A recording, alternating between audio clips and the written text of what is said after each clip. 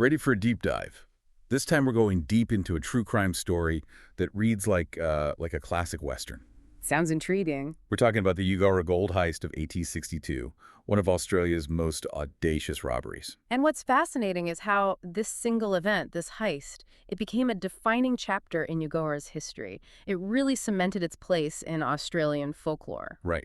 It's not just some dusty old tale, though. We've got first-hand accounts, police records, even artwork from the time, all painting this really vivid picture of what went down and its lasting impact on the town. You can really see from all of that that this story isn't just about stolen gold. It's about ambition, cunning, and those blurred lines between heroes and outlaws in a rapidly changing nation. Okay, so before we get to the heart-stopping heist itself, what can you tell me about Eugowra before it was making headlines? Well, our sources paint a fascinating picture of Eugowra before the gold rush. Okay, so what was it like? Well, long before the gold rush, Eugowra held significance as a traditional land for the Wiradjuri people.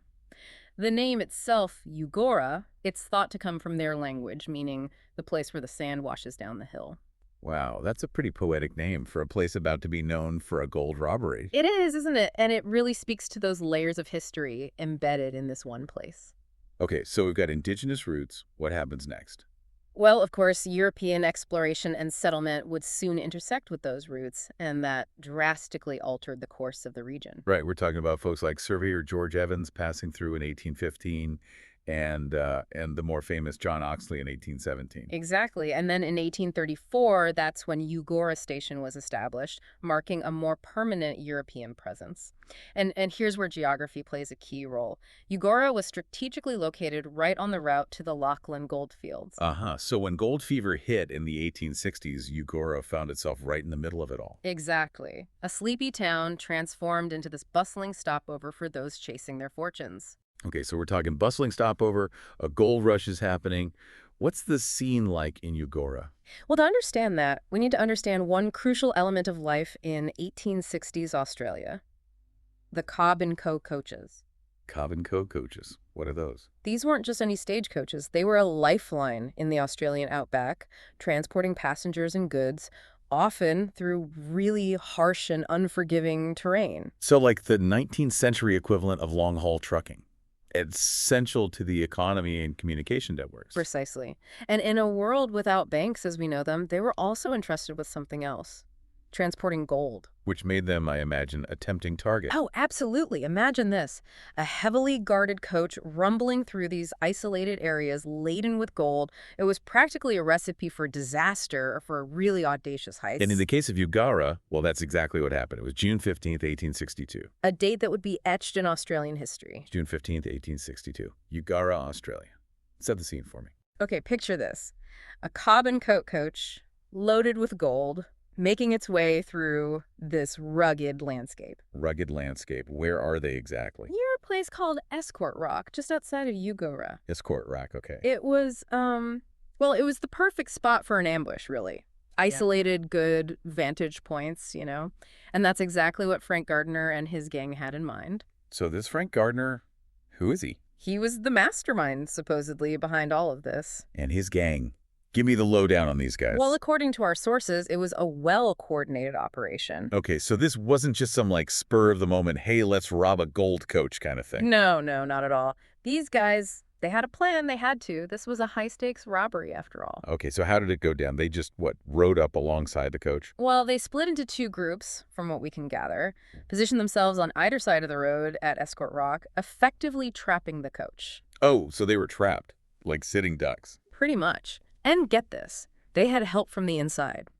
One of the gang members, a man by the name of Daniel Charters, later turned informant.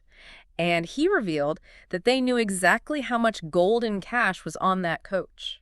Whoa, an inside man. That's crazy. Talk about planning. Okay, so they've got the coach trapped. They're ready to go. What happens next? Well, despite the element of surprise, the police escort, they didn't just roll over. Reports indicate there was a struggle. 2 officers were injured, actually. But, you know, facing overwhelming odds, they were pretty quickly overpowered. Overpowered. Okay, so the gang's got away with the gold. Well, for the moment. But this wasn't just some small-time robbery. News of a heist this big with this much gold, it must have spread like wildfire. I bet it did. Everyone's talking about this. All right. So what was the haul exactly? It was a king's ransom. We're talking 77 kilograms of gold and 3,700 pounds in cash. In today's money, that's close to $10 million. The authorities, well, they spared no effort in their pursuit of Gardiner and his gang. $10 million. Wow. I can see why they were so eager to catch them. So a massive manhunt. It's underway. What were the authorities doing to track down these guys? Horses, I imagine. Wanted posters. All of that, but they also employed a rather fascinating tactic. They enlisted the help of Aboriginal trackers. The Aboriginal trackers. Now, that's not something you hear every day. Why Aboriginal trackers? Well, these trackers, they possess this incredible, unparalleled understanding of the land.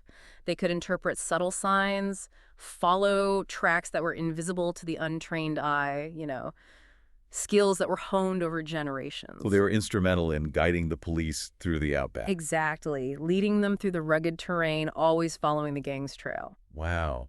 So we've got this high-stakes game of cat and mouse playing out across the Australian outback, huh? Precisely. And like any good chase, there were twists and turns. Okay, I gotta know. I can't take the suspense. Did they catch them? Did they find the gold? Well, they did recover a significant portion of it. It seems Gardiner, in his haste to escape, he had to abandon a pack horse carrying a substantial amount of the loot. A pack horse full of gold. Abandoned. Can you imagine stumbling upon that? That's incredible. But what about the rest of the gold? And what about Gardiner and his gang? Did they manage to just vanish? That's where things get even more interesting. They might have escaped the initial dragnet, but their freedom, well, it wouldn't last forever. So they escaped, but their freedom didn't last. What happened? Spill the tea. Well, it's like they say, right? You can't outrun your past forever. Despite their best efforts, Gardiner and his gang, they met, well, some varied fates. Some more dramatic than others, actually. All right, lay it on me. Did they bring the whole gang to justice? Let's start with the mastermind, shall we? Frank Gardiner. He managed to lie low for a while, even made it all the way to Queensland. Queensland. Was that like the 1860s equivalent of a relaxing bitch getaway for a notorious outlaw? Not quite. He was trying to escape his past, but justice, as they say, has a long reach. He was caught just 2 years after the Eugowra heist, ended up serving 10 years hard labor for his crimes, and then, get this, he was exiled to the United States. Exiled to the United States. Wow, talk about a major life upheaval. So Gardiner's out of the picture. What about the rest of the gang? What about Ben Hall and John Gilbert? Those names keep popping up. Their stories, well, they took a more tragic turn. They continued down the path of bushranging after Eugowra, you see, seemingly addicted to the thrill of it all, the notoriety. Even life on the edge. Exactly. But it caught up with them eventually. Both Hall and Gilbert met their end in 1865, just a week apart, actually, killed in confrontations with the police. Like something out of those classic Western films, huh? A dramatic showdown in the dusty outback. It really is, isn't it? And their stories, well, they became a part of that whole bushranger legend, romanticized in songs and tales. You know how it... Larger than life. Exactly. But, while we're talking about legends, we should remember the other crucial players in all of this. You mean? The Aboriginal trackers, of course. Their skills were instrumental in chasing down Gardiner and his gang. We haven't spoken about them in a while. That's right. What happened to them after they helped crack the case? Sadly, their story is, well, it's a reminder of the really complicated and often unjust history of Australia.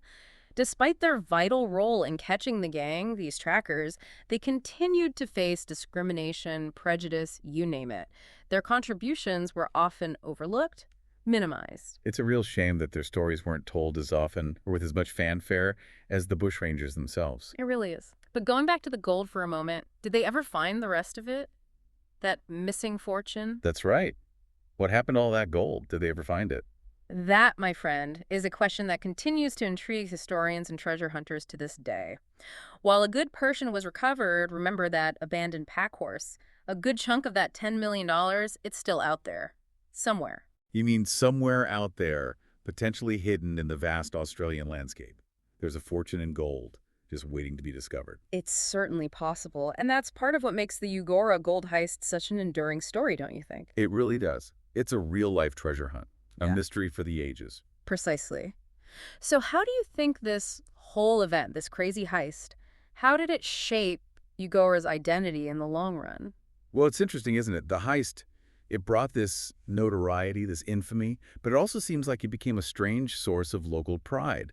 Their story became inseparable from this dramatic event. Exactly. Entwined with the myth, the allure of the Australian bushranger, it put Eugowra on the map, you could say. It really does make you realize that history is rarely black and white, doesn't it? Full of contradictions, unexpected turns, and, well, obviously, enduring mysteries. It sure is. And in Eugowra's case, those contradictions and mysteries, well, they've created a legacy, one that continues to captivate, I think. Today, visitors can walk in the footsteps of Gardiner and his gang, visit Escort Rock, explore the Eugowra Museum and Bushranger Center, even see Patrick William Moroney's paintings depicting the events. It's all there. It's incredible, isn't it? The lasting impact of this one event. It just goes to show sometimes truth is stranger than fiction. This Eugowra gold heist, it's a wild ride through Australian history, ambition, daring, a mystery that remains unsolved. Who knows, maybe one day, someone listening to this will be the one to unearth that missing gold. Wouldn't that be something? It would, and write the final chapter in this incredible saga. It's been fascinating learning about all of this with you. The pleasure was all mine, truly. It's a story that captures the imagination, reminds us that the past is never truly gone, and who knows what else is waiting to be discovered. That's all the time we have for today's deep dive into the Eugowra coal heist. But as always, there's so much more to explore. If you're ever in New South Wales, consider a trip to Eugowra. Walk those historic streets, imagine that Cobb Co coach rumbling through, and who knows, you might even find yourself following in the footsteps of legends, hot on the trail of Australia's lost gold.